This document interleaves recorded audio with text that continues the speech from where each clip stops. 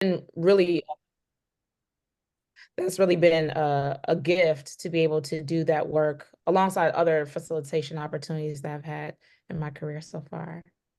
Fantastic. And I was looking at your portfolio and you work a lot with different Detroit organizations. Specifically, want to talk about your work with Detroit College Access Network.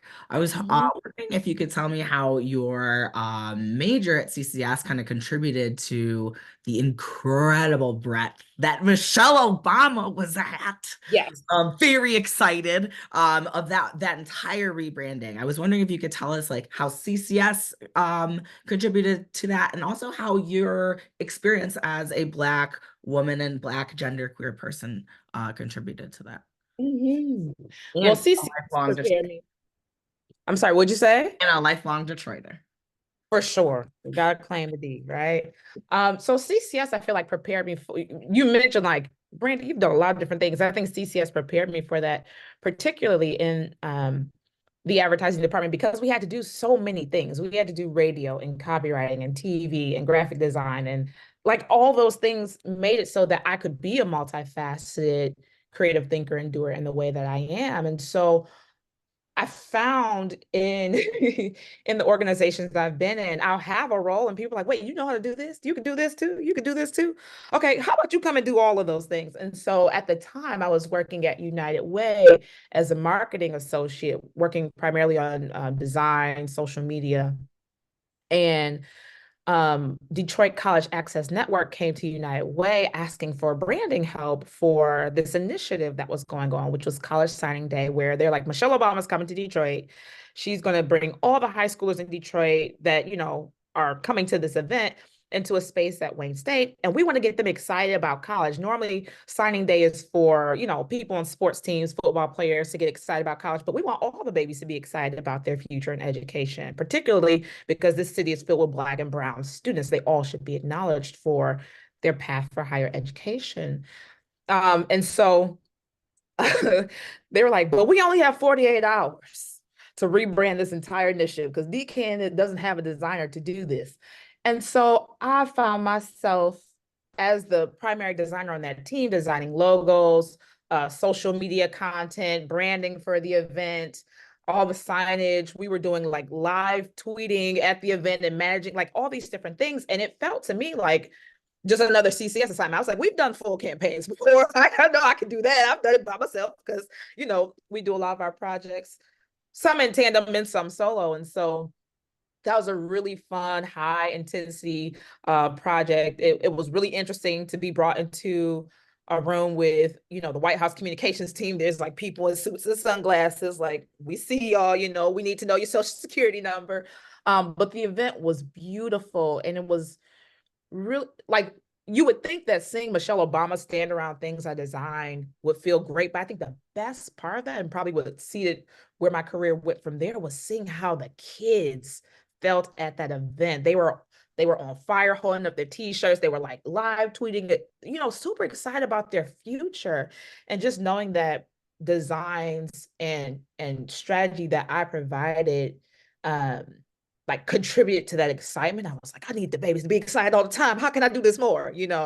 And so yeah, it was a beautiful experience. I think you also asked about how my Blackness How your contribute. experience as like a Black Detroiter, Yeah. as a Black woman, as someone who came from Renaissance High School. Mhm. I think I think one thing you talked about earlier in this panel was like us being acknowledged or not, right, in our field. And I feel like oftentimes, um, as Black people, we're acknowledged for so few things. It's like, okay, you're a celebrity, you play a sport, you do some music. Like there's like buckets of like where Black excellence is loudest. And I think for me, I think platforms that allow Black excellence to be loud in whatever arena are important. And so I feel like I was bringing that to the designs I was doing, bringing that to the experience there of just really being myself, knowing what it was like to feel excited to go to a school that nobody knew about, right? I didn't get to go on stage and say, this is where I'm going to school. I'm going to school for art. And so being able to build an experience where little Black boys and girls and children who look like me could go and be excited about where they were going to school really was just a rewarding experience for me. Fantastic. It sounds like it was an incredible, incredible experience. Speaking as someone who was a high school teacher, I know that it is so important that we get all of our students the ability to really like showcase and like really get pumped about themselves, right? Because we do, we look at like, oh, I got into 65 schools, I got into this. No, baby, you got it. You're incredible. You got great things coming ahead. And I really do appreciate how you've used your life experience, your experience at CCS, and your experience as a Black woman and genderqueer person to kind of guide your pathway. Um, which brings me to Indigo. So when I was looking at your website, I saw your interactive MLK timeline. I thought it was absolutely beautiful and incredible. And I saw all of the different ways that you are using your degree to make merchandise, to create zines, to create comics, different illustrations for films and things like that. I was wondering if we could first talk about your interactive MLK timeline and maybe where the inspiration for that came from. Oh yeah, that was a really fun project. That was a project I got to do with the Insight group at MRM and the Black. Um, we decided to do something that the office could interact with. So there's QR codes and you can kind of walk through MLK's life. So that was really exciting. And they were like, wait, you know how to illustrate? And I was like, yeah, I know how to illustrate. So that was great. I got to, flex that skill. I also got to talk to my younger brother. He's going to school to become a historian. So I actually went to him to get some documentation because I'm like, hey, let's not just put, the generic websites. Let's put actual articles and things that people can look at, and make it almost like a museum where you can kind of like, walk through each thing. So that was really fun. I really enjoyed it. It was a little stressful. Some people were remote, some people were in office. It was right before after we came back from the holiday break, so we're a little, groggy. But it was a really fun project, and I really enjoyed working on it. It was printed out big, put it in the office, and it was kind of cool to see other people interact with it. Love it. You make a lot of interactive art, is what I've noticed. Specifically speaking as a millennial, loved the Beanie Babies, the Black Lives Matter back. I will share Indigo's website with everybody. Is it for sale? Is that one for sale as well? Yeah, it is for sale. Incredible. I still have my Beanie Babies. They're still in a crate. They're in my attic instead of my mom's now. She kicked them out. They, they had to That's come. awesome. But I loved the way that you're using your artwork to address issues that you see within the city of Detroit. So can you tell me a little bit about your zine called Gentrifiers? Oh yeah, that was something I created at CCS. We had a graphic novel class, and it was actually, I don't know if it's still offered, but it was like a liberal arts class. It's not really like an art class, if that makes sense. So it wasn't a studio, but obviously we got to draw and create things, and just like being born in Detroit and kind of seeing where it's going, it's a little scary because it's like I don't want communities to be left out. And I think the biggest thing is like people don't really get it. And they're like, oh, all these projects, all these developments. And it's just like, yeah, but you're pushing out all of those communities and people and the culture and just kind of, erasing everything and starting over. And I think people don't really see that. They kind of just see like, oh, pretty tall buildings. And so I definitely wanted to create something to kind of voice my frustration with gentrification and kind of what's happening. So I kind of made it into like a almost terror comic, and this host is kind of walking you through what gentrifiers are doing to Detroit. So it's it was a really fun thing, and my teacher really liked it. So, and a lot of people seem to like it, so I keep it on my website. I know you're not supposed to keep like old stuff on there, but that's one thing that I'm keeping on there. I have my thesis from undergrad stuff on anything else, but I have my thesis because that was good. And you do art, it's always your art. Mhm. That's what somebody told me in grad school, and that's true. It's Yeah. never your art, and it's incredible. And it's, I saw that it talked about like the Whole Foods popping up and like the Q line. And when I was at CCS, I graduated in 2014. I lived there like in Midtown, Cass Corridor till 2015. And so I watched all of these things pop up, right? From like 2010 when my rent was $800 for like a 2-bedroom, like 3-story flat that was like, 2,000 square feet, to now where that same apartment is $2,000, right? It's ruining. I agree with you. Mhm. The neighborhoods, even if you're just looking at the college neighborhoods, right? You're looking around Wayne State and CCS, there's no more affordable housing. And I think that is affecting our students as well. Definitely. So Yeah, for sure. like, sorry, go ahead. Oh no, I was just about to say, I was like, I used to live downtown, like right out of college, and I just couldn't afford it anymore. Like I really loved living down there and I tried to find something nearby, and I couldn't really find anything. So I was really sad to leave because I don't live down there anymore. But yeah, it's awful. I hate it. Yeah. What do you think that your artwork could do to potentially change that? If it I'm hoping that it'll bring attention to it. That's all I'm trying to do, is just bring attention to issues that are often overlooked in a new way. Like maybe it's not, just a news article. Maybe it is a zine. Maybe it is, some merch or like a T-shirt that's just bringing um, attention to it. So I'm just trying my best to do that. Absolutely. And I love that. And I'm just like really excited that you are here and you are doing all of this work and you are engaging with CCS and using the awesome assignments that you got here still on your portfolio because they're brilliant. And they are, doing a great job at kind of showing an overview of what you like and love to do. I also looked at your short film illustrations. They were wonderful. I was a little scared. Not gonna. Yeah. So, and so my next question is for Shuri. So I was wondering that where did you find your the companies that you worked for? So like Detroit Riverfront Conservancy, the Focus Hope, Bedrock, Chase Bank. How did you go? Were those freelance? Were you working for them contracted wise, which I guess is freelance? Can you tell me a little bit more about working with those brands? Yeah, so the first part of the businesses that you list, I actually worked for those. Matter of fact, I still work for Little Caesars Enterprises as a multimedia designer.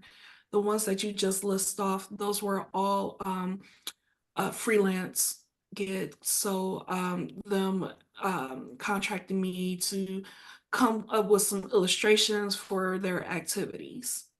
And so recently, the most recent project, which was with the Detroit Riverfront Conservancy, we have the coloring wall, which is a mobile wall, it's 10 foot by 6 foot, where people can get the wall customized. Again, I illustrate that for their event. So they were kicking off Black History Month. So I was able to do a Black History Month mural on the coloring wall for people to be able to color all weekend. Oh, I love that. When was that? That Huh? was the first weekend of February. I missed that. I need to go next year. I need you to email me next year because I live right on the river. Yeah. Yeah. So yeah, no, the coloring wall is becoming a little it's getting some traction. So that's where Bedrock came in. We had the coloring wall in Parker's Alley for Halloween. So there was a Halloween theme mural, and then we got a phone call. It's not official yet, but the coloring wall may be at the Motown Museum for Juneteenth. So Absolutely incredible. So you are truly using your experience as a Black person, as a Black woman, to not only spread this to people so they can come grab a marker and a crayon in these pop-up spaces, but using and targeting your community. through Yes, something that you definitely. engage in love. I love that so much. Within your job at Little Caesars Enterprises, could you tell us a little bit more about your work there? Yeah, so there are two different designers that's there. There's designers that work for marketing, and then there's designers that work for global training. I work for global training. So everything that I do is for the internal use of the employees and crew members. So manuals, videography, photography, everything that's for training use, that's what I do. So um, done some video editing, done a lot of pictures of pizzas for our LTOs, which is limited time offer pizzas. So like your pretzel crust pizza. Um, and I'm trying to think of what else. I I do don't a want lot to of interrupt illustration. you, but I'm Yeah. real mad about the Batman pizza going away. So if you could talk to You know what? I forgot. man, What you? It's crazy because that Batman pizza was actually a spinoff of another LTO, so it was very similar. So very I'll good. let people know that that's another popular pizza, just like our pretzel crust. Yeah, so goodness gracious, oh, I do a lot of illustrations for them as well. So again, like in our training material, if we can't get any photos, I'm the go-to person that may illustrate some equipment. That was something I done really well. Adobe Illustrator was my go-to. It still is. Matter of fact, because again, when I illustrate the coloring sheets, I'm using Adobe Illustrator to render out those coloring sheets. And then I'm able to blow up those coloring sheets into the murals that, you see on the coloring wall. So yeah, that's pretty much what I do. A lot of people are like, "Oh, can I see your work?" No, unfortunately, I can't share it because everything that I do is again for eternal use, so it's all confidential. But I am behind the scenes, and what my work is used for to actually help run the company and make pieces. That's incredible. How did your experience at CCS contribute to that incredible breadth of work that you do with video, illustration, photography? Like how did CCS contribute to that? Yeah, no, I'm very much multimedia faceted. So my major was illustration, the minor was in animation. I don't know what CCS is doing now, but I know when I first attended, because I started CCS in 2002, having a minor was not required. I always knew that I wanted to have a minor. So yeah, no, being able to be multifaceted in that way, and then to be able to contribute that to my work, both at Little Caesars and my business, because right now I am the jack of all trade, um, running the business until I can be able to hire staff. So when it comes down to the reels that social media is demanding. Also, just designing flyers, creating a brand and look, the logo of the Coloring Museum and Naturally Illustrated. Naturally Illustrated is my freelance business. I was able to create all of that, and a lot of people are not aware that yeah, I'm wearing these multiple hats, and I have established this business, this brand on my own. Um, so no, definitely is, and as Brandy mentioned earlier, it definitely just prepared me for life because Lord knows, I had a lot of sleepless nights at CCS. Whew, that yeah. I'm telling you that first year is no joke. If you can't make it past the first year. But yeah, no, it definitely had prepared me for life and the demands of life and demands of corporate and demands definitely of business, because I definitely have sleepless nights. Yeah, absolutely. It's midterms right now for all students on the call. Ooh, So it is. I actually just had a bless Facebook you. reminder come up like from 11 years ago, like the printer's not working, nothing's working. I want to cry. I'm quitting school and I'm gonna be a beekeeper. That that was my plan. I know that was posted at 3 in the morning when I was hiding in the corner in the by the printers. Like I just I've lost my work. So at first, my major, my minor, they were switched. I was in 3D animation, and I was close to being finished. I think it was midterms or finals. I think it was finals. It was finals. I lost all of my 3D animation days before it was due. Oh, Like, so it just crashed. That hurts me. Crashed. So trust and believe me, I can empathize. That's my heart goes out to all of your students. Yeah. Don't hang in there. Can you tell me a little bit about the diversity at CCS in 2002 when you started? Or lack What thereof? diversity? No, seriously though, I would definitely say that there weren't a lot of Black and brown, definitely not a lot of Black at CCS.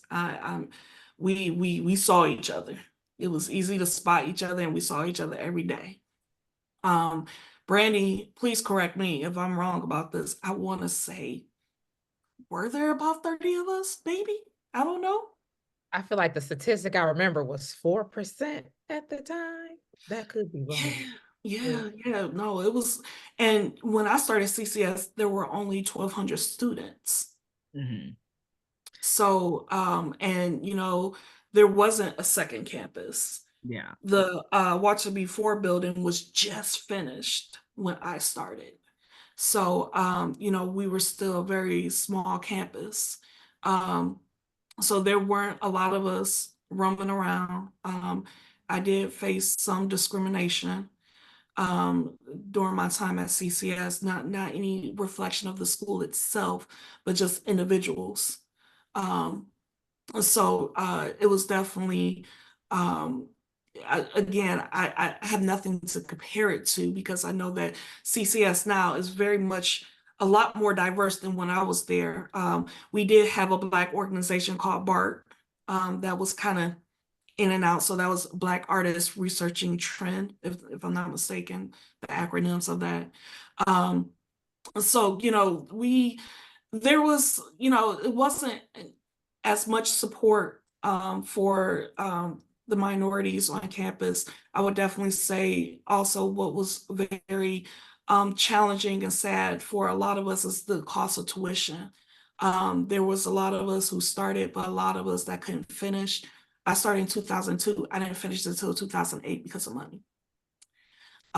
It was just one of those things. I know there was one young man who he was going every other semester because of money. He would work one semester to pay off the previous semester debt. I don't know if he finished or not, but he did it at least for a couple of years before I feel like I didn't really see him on campus anymore. So, he really tried to hang in there. But, from what I can see, it seemed like CCS is a lot more accessible to minorities now. There's a lot more resources out there than when I started, which I'm very happy to see. And like I said, just a lot more diversity because again, it wasn't that many of us on campus when I started. Yeah, I can say I agree. I graduated in 2014. BART was still a thing in 2014 when I graduated as well. What I can say is what we're doing right now is we are doing some significant outreach. So we're part of the Detroit Promise now. Have you heard of that before? So it's actually a full tuition, full mandatory fee scholarship for students from Detroit who graduate from a Detroit high school and live in Detroit for all 4 years of high school. So we have 10 spots right now that are open yearly. And we have our first cohort of students right now. Nice. It's been incredible. We also have different pathway programming. So we are doing me specifically, it's one of my main goals. It is my goal and purpose as an educator and as a professional to make more Black applicants. That is what I do. And so it's really incredible to speak with you all about that. Brandy, so your work has spanned a lot of different things. What was it like working at CCS in admissions? It's funny because that I feel like is a perfect segue from the topic we were just talking about, which is the composition of the school. And my role in admissions today has been my favorite thing that I've done. CCS know I'm gonna find a way to sneak back on campus because I'm always gonna find y'all. You can't hide. But yeah, the role in admissions was wonderful because to that point, I was finding myself using my strengths and passions in different corners of my career, right? So there was a point where I was working like full time doing marketing, but like mentoring kids on the side, or a time where I would be contracted to like work with kids in high school doing like career building, vision casting, all those things, and freelancing on the side. And so there was always this intersection of like what I love to do, which is like work with youth, talk to people about their future, their vision, like promote creativity, just our world as a viable place for people to work and live and exist and co-create. And also having my own creative practice, right, as a designer and art director. And so I was like, how do I, at the time before I started at CCS, I was working for myself full time. I had two businesses. So I had a coaching business where I was going into high schools and working with youth, and I had my Expand, where I was doing my, it was at the time BK Creative, where I was consulting freelance clients, right, doing marketing and branding. And then I saw the position for admissions. I was like, this is kind of the best of both worlds. And coming into CCS, it was wonderful to be back on campus, to see young, excited students, to see more Black students, and also have the opportunity in admissions to talk about the strategies we use to expose students to art and design, and who are these students that we're exposing to art and design, right? And as a Black person, I found it really important in my in my personal strategies as a counselor, and then becoming assistant director, like what are the ways that we're encouraging Black and Brown students? What are some of the inherent biases we have about what these students can and can't do, what these students can and can't afford when it comes to their education? And so coming to CCS allowed me to be creative, not just in like making whole social media campaigns and alumni interview series on social media, and designing email threads and different things like that, email campaigns. But also, like, one of the forms of creativity that I value most is courageous conversations. Like having conversations with people about like the risk and the reward of a creative career, right? With my background in advertising, that skill set that we learn in marketing could be used to convince people to buy things they don't need, or it can be used to help people believe in themselves more. It can be used to help people align with their future goals and desires more. And so I feel blessed that I've been able to use the skill sets I've learned from advertising and design to help so many students align with their highest purpose. And so, yeah, it's been an amazing part of my career so far. Yeah, I've got to say, CCS did the same thing for me in giving me the passion to bring up the people under me, like the kids and all of that, and been working with kids since I graduated. So I 100% understand the passion that you get because you graduate from this incredible school and you're like, I want you all to have this opportunity. It's incredible. And so I like 100% feel that in my soul, in my soul. So we're going to finish out this conversation with one question that I'd like you all to answer. If you could say, and we're going to start with you, Brandy, if you could say one thing to a young Black student come into CCS in the fall, what would it be? Oh, there's so many things. I know I talked to a lot of students. Okay, one thing. It could be more than one. Okay, I might have two. Okay. Yeah, it could be more than one. One thing is, what you learn in the classroom is only a small portion of the benefit of an education at CCS. A much bigger part of what you're getting in exchange for your tuition is this community. There's so many friendships, relationships, jobs, like life growth. Sabrina Nelson is my second mom. My best friends most of them are people I met at CCS. I wouldn't have the child I had I not gone to CCS. It's the community at this school is truly an asset. And if you want to get the most bang for your buck, because everybody can say something about tuition. If you want to get the most bang for your buck, make sure you connect with as many people as possible on this campus, because they're going to be in your life for the rest of your life. That's one thing. The second thing I would say to a student coming in, specifically any Black or Brown students coming into CCS this fall, is that, and I'm saying this as a Black student who grew up in Detroit and came from an all Black context, be okay with stepping outside of your lived experience and what you know, and try to explore. Go to a friend's house for Thanksgiving who doesn't look like you, link with a teacher who you don't know, where their values are, like connect with people. I think one of the other biggest benefits for me about CCS is that it opened my worldview. I learned so much. I didn't know Korea had a Black Christian culture until I had a Korean roommate, right? And they sing gospel like Kirk Franklin. Like there's so many opportunities to expose yourself to more than you're used to. And I think oftentimes, for good reason, in solidarity, we try to stick to our own. That's wonderful. Please do that. And also, there's so many benefits from connecting with people who aren't like you too. Yeah, that's That is my advice. incredible advice. Thank you. Indigo, same question. If you could say one or two or three things to a young Black student coming into CCS, what would it be? Oh, I agree with everything that Brandy said. I think finding your people, finding that support group, and then I think too, like keeping it, because there's so many people I talked to that were in my class or maybe graduated before me that just like, oh no, I don't really talk to anyone from CCS. I'm like, well, why? You paid all that money, but for what? Like, go back and talk to them. So I think not only like doing it while you're there, but keep reaching out, keep talking to those people, because you never know where it could lead, or sometimes you just need to vent. There's not a lot of other creatives once you leave those those doors. Like, it might be just you, or what you and one other person. So just finding your people and keeping those people and keeping reaching out, as well as just to keep going.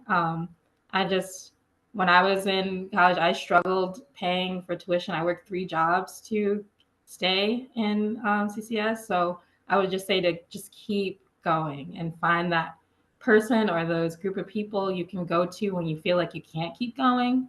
So I just say keep going and stay connected with everyone once you graduate.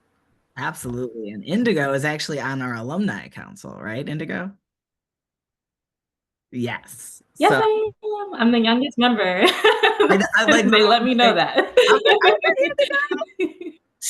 To connect. I love me some alumni council. Y'all, shout out to Leslie. So incredible. Yes. Thank you, Indigo. And last but not least, Shuri, if you could say one thing to a young Black student coming into CCS, what would it be? Definitely to echo Indigo and Brandy, networking. That, even though I may not talk to everyone from CCS on a regular basis, part of the reason I'm at Little Caesars right now, because an instructor of mine from CCS worked for the Illich Company. He used to work for Little Caesars, the same boss that I had at, when I first started, and he put in a good word for me. So I was able to get that interview. So, at the end of the day, and that's just one example, right? I have so many other examples of me being able to network and build relationships and opportunities that were created from CCS. So definitely, you're there, the people are there in front of you, you're talking to them every day, just make sure to keep some type of rapport with them, at the end of the day. And then I will also say, good grief, stay current in what you're doing. This technology is growing at a rapid rate. Again, I think being one of the oldest persons on this panel right now, when I started CCS, we weren't, even though internet was still very much there. I mean, I couldn't even use a book to do my research, or I had to use a book to do my research for reports, right? But I just remember blogging had just became a thing. Oh, I remember And too. so, Mm. yeah, and one of my teachers, I think he's still there. He was talking about blogging, start uploading your work, and I was like, eh. And even though people do blog, social media has really taken over most of that. As far as being able to have a platform for your artwork, again, there's just so many other things that's popping up, and then you got AI now. Again, just keep.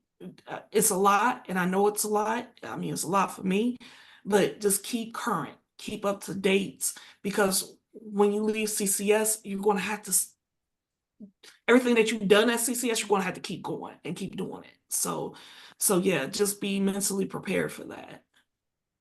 I 100% agree with that, especially I feel like I graduated from CCS and I was like, I have everything.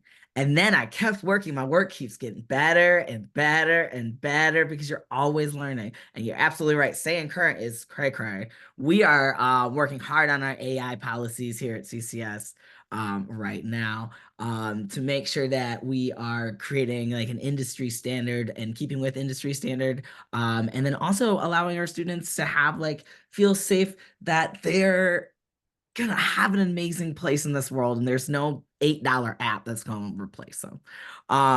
Absolutely fantastic. Thank you all. This is gonna be the end of our panel. It's my last question. I really appreciate all three of you. This was an incredible conversation. I learned a lot. And I just felt it so hard in my bones. As a graduate of CCS, as a Black woman who graduated from CCS, I 100% am here. I'm vibing, and I am very excited that we have this opportunity. So thank you all so much. Thank you. Is my mic live? Yes, it is. So on behalf of the Office for Institutional Equity and Inclusion, hi, hi, Randy. Actually, this is fantastic. We thank you so much for participating. Black Girl Magic, this is incredible. And I'm so glad we're recording this so we can share with our community members. I just thank you for your continued support to the College for Creative Studies. We always want to come back and do activities. And as we talk about network, I think about our next networking opportunity. And we would love to invite you to continue to support the activities at CCS and build DEIB and advance the efforts. Also want to draw everyone's attention to our next upcoming event. It's going to be on the 29th. It's our Black Cookout. I'm so excited for Black History Month. So please come out and join us. Also, we have in March, our International Women's Month. We're partnering up with Interior Design to bring some incredible artists and designers into our space. In April, we typically do our Title IX sexual misconduct awareness to make sure that we offer support and awareness around these important topics. As we go into May, is Asian Pacific Islander Heritage Month. And then in June is Pride Picnic. So it just continues on and on and on. So there's so many ways to engage. There's so many ways to support. There's so many ways to advocate. And without spaces like this and people like you, we wouldn't be able to continue this important work. So I bid everyone farewell. We're trying to be on time, respecting our panelists, and also our moderator. Thank you, Evan Lockhart, for being an amazing outreach manager in the office and doing amazing work every day. And for all of the listeners, you are all amazing too, because you're here to lean in on this topic and hopefully continue to embed this information as we inspire and move and help and support all of our community members. Be well and stay safe. Thank you, President Tusky, for being present as well. I see you in the waiting room, and I can't wait to continue this important work under the leadership of Dr. Don Tusky. Thank you. Awesome. So thank you so much, all of you. Thank you, everybody who came. This has been our third annual Black History Month alumni panel. And we are going to do it again next year. So please tune in. And like we said, keep coming. Everybody's invited to the cookout. So y'all want to come to the cookout?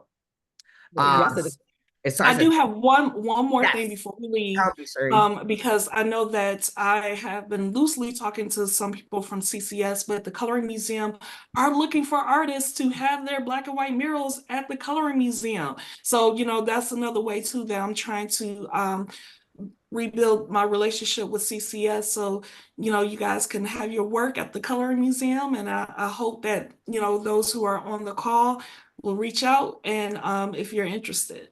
So just wanted to put that out there. Absolutely. And I will definitely put that up and lift that up to all of our students as an opportunity.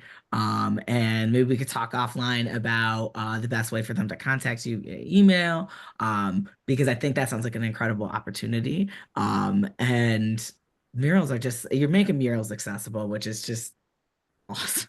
So absolutely fantastic. All right.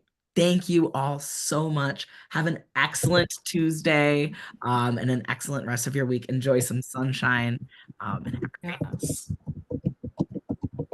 Bye, everyone. Bye. Bye, everyone.